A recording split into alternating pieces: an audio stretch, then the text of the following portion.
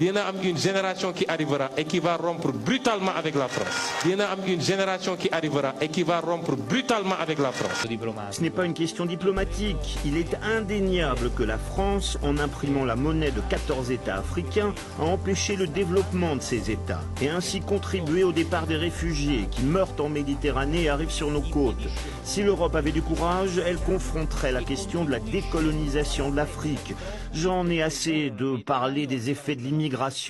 Je veux confronter la cause, qui est le manque de développement des États africains. Au lieu de les aider dans leur pays, il faut les laisser tranquilles et chacun reste dans son pays.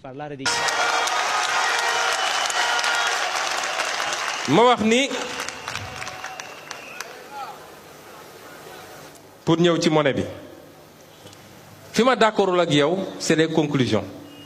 mais d'accord nañu man ñoom gi le professeur est d'accord que franc CFA baaxul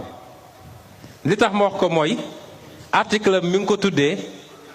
non le Sénégal doit rester dans la zone CFA le président a malheureusement raison malheureusement boobu moo tax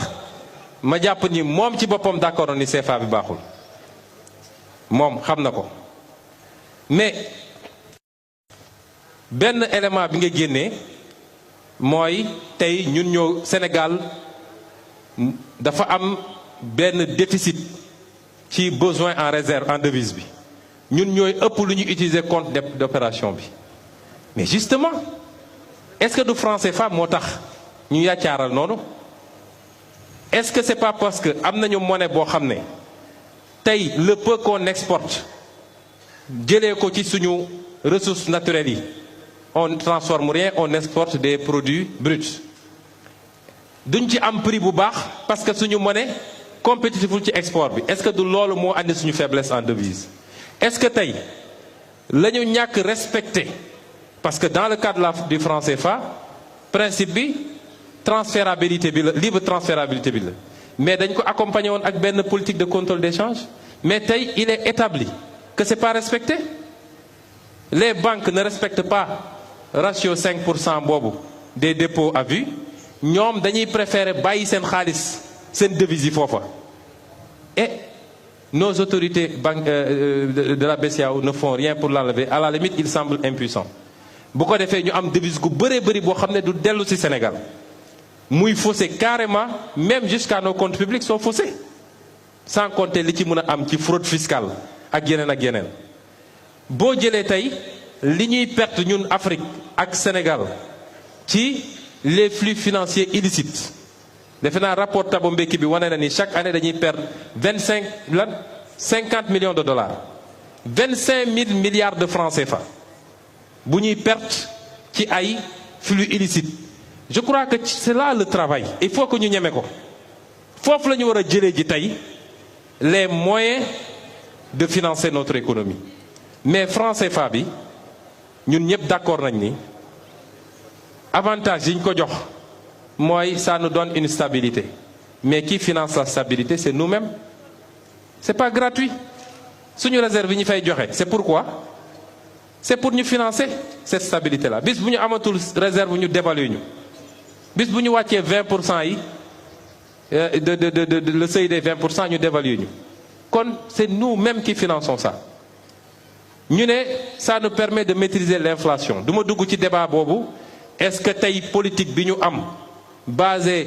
sur cette obsession inflationniste ou non inflationniste ba tax ñu comprimer suñu économie est-ce que politique boobu la ñu soxla il y a même des contradictions parce que am réew boo xam ne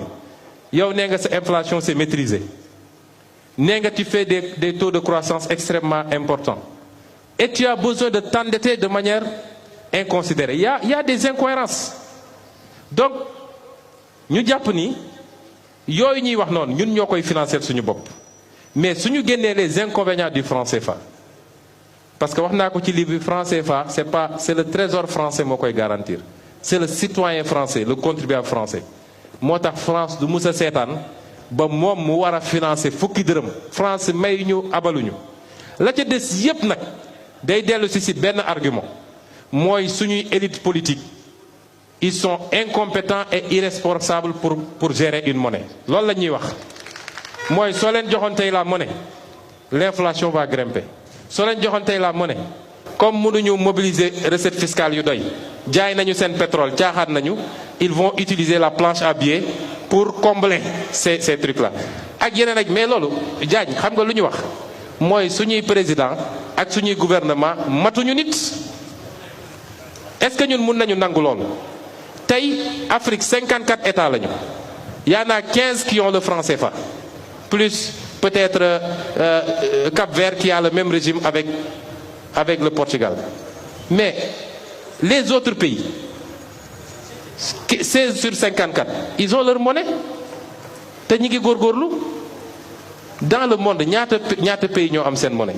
donc man mënuma d'accord que man Ousmane Sonko si je devais diriger le pays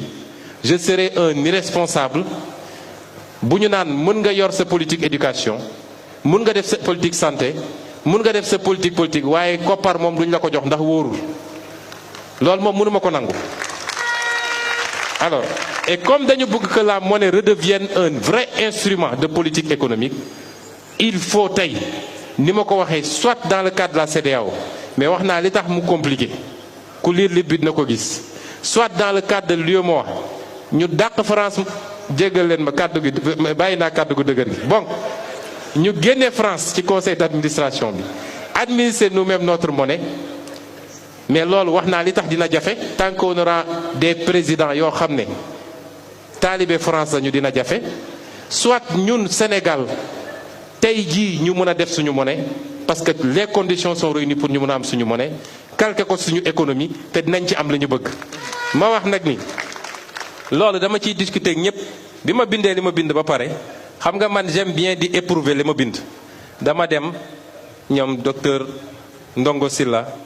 moom Abdourahmane dañuy waxtaan lu bëri peut-être yow léegi xamante nañ dinañu waxtaan am na sax kenn ku bind benn téere bu mu tuddee des banques et des francs CFA le doyen Ahmad Diop defe naa noonu Ahmad Diop ancien de la BIAO ancien du FMI Banque mondiale etc. dama ko woo ma dem parce que bi mu bindee les anti francs CFA d'accord ñu woon ma ne ñooñu laa soxla dañu dem ma éprouver li ma bind ba ñuy conclure dama ko ne malgré position yi nga jël est-ce que jàpp nga ni tey jii Sénégal mun na yor monnaie boppam boobu bind naa ba pare de mais dama bëggoon xool réponse am mu xool ba si yàgg ne ma gëm naa ne mën na ne suñu gérer correctement suñu ressources naturelles yi gérer correctement les autres facteurs de mobilisation de ressources am un cadrage budgétaire bu jaar yoon mën nañu am suñu monnaie te dinañ ci génn à 200%.